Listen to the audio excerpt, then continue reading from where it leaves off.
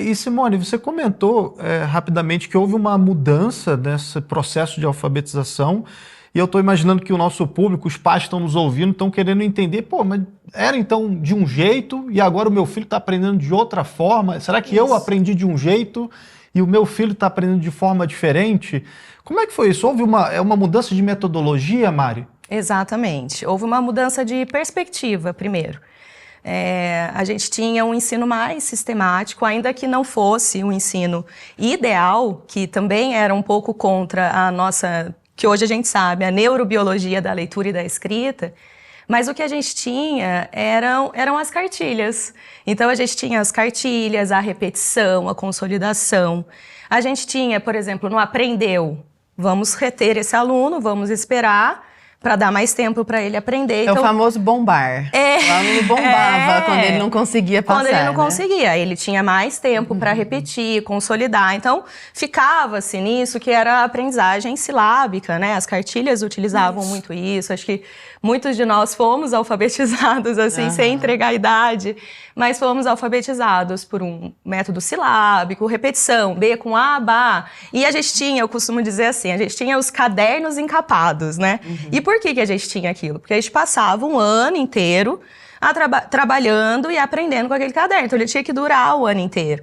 A gente tinha a possibilidade de repetir, revisitar e, de alguma forma, se aprendia. Ainda não sendo a ideal que a gente sabe hoje, que antes da sílaba tem uma unidade menor, que a sílaba é formada pelos sons que formam as sílabas, né? As menores unidades da palavra, que são os fonemas, os fones, as realizações, os sons das letras. Então, a gente teve essa mudança de perspectiva total. Deixa eu abrir só um parênteses aqui, Claro. só para a nossa audiência visualizar exatamente o que você está falando, porque nós estamos tão acostumados com ver B com A da Bá, que a gente não se dá conta de que, na verdade, escuta isso, B com A da BA. Exatamente. Tá entendendo? Então, e o método silábico, para a criança pensar nisso, porque ela aprende o nome da letra, que é B, em detrimento de aprender o som, que é B, B, B. Então, na verdade, não é B com A da Bá, da BA, é B com A da Bá. É a cor-articulação desses sons que se unem e formam as sílabas. Que chama método o quê? Método fônico de alfabetização. Que não é utilizado mais.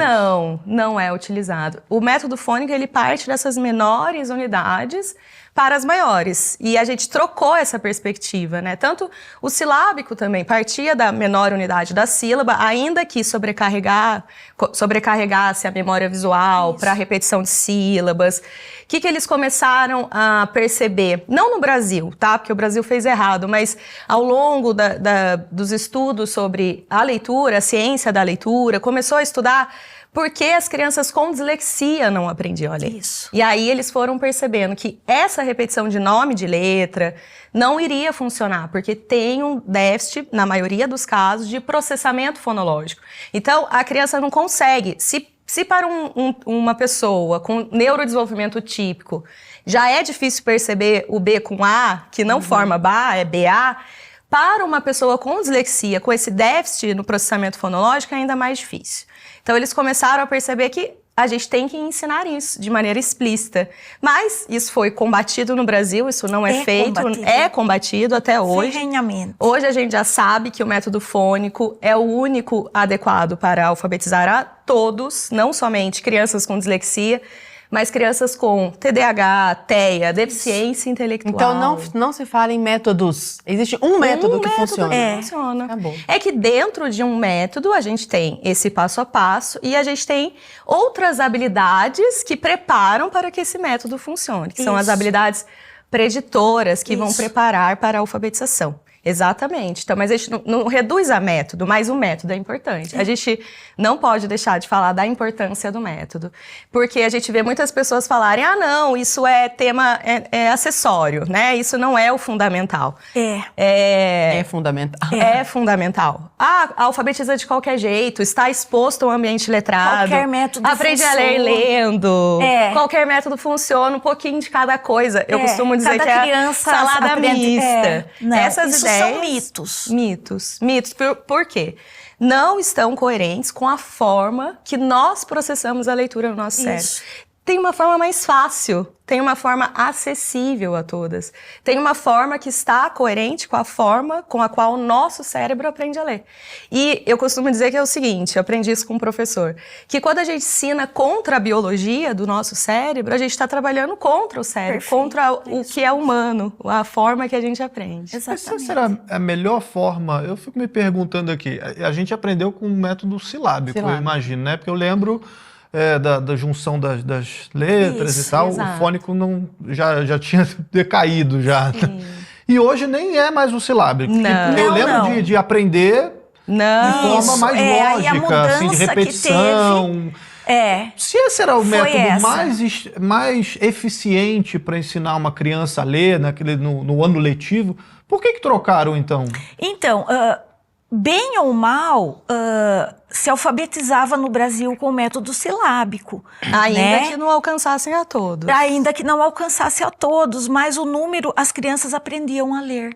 Pessoal, o papo tá muito bom e é exatamente por isso que eu preciso convidar você a conhecer todo esse universo de conhecimento que muitas vezes não é mostrado abertamente na enorme mídia, mas que você encontra aqui na Brasil Paralelo, dentro das nossas plataformas. Nós temos uma curadoria de filmes maravilhosa, inclusive desenhos infantis também na nossa plataforma de streaming.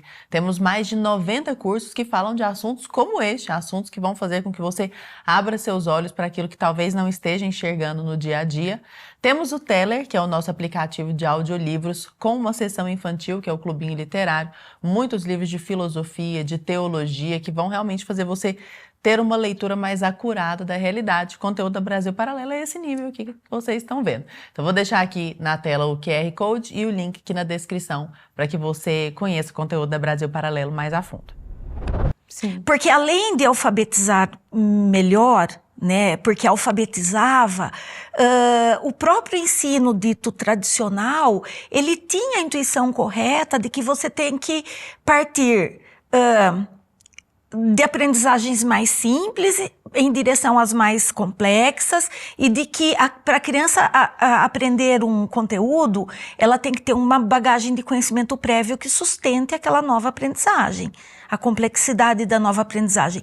Tudo isso caiu por terra com o construtivismo, o socioconstrutivismo. E aí é um movimento que aconteceu mesmo nas academias, né?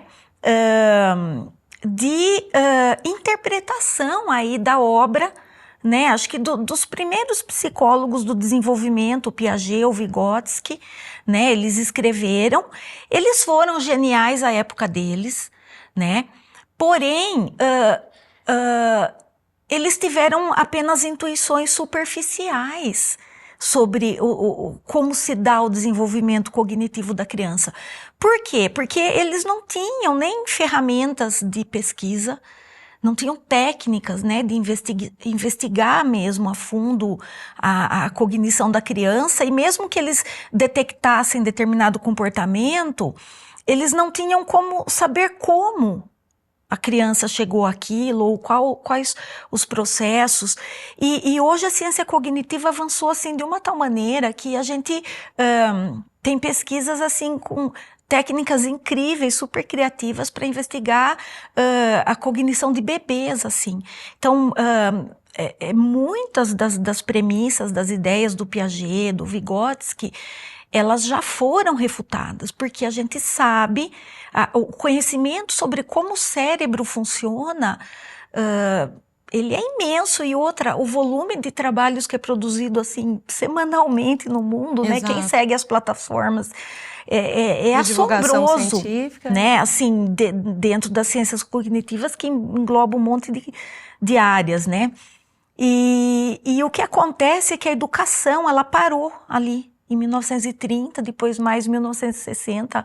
Que quando passou a ser incorporado no Brasil, né? E aí a mudança que teve foi a seguinte: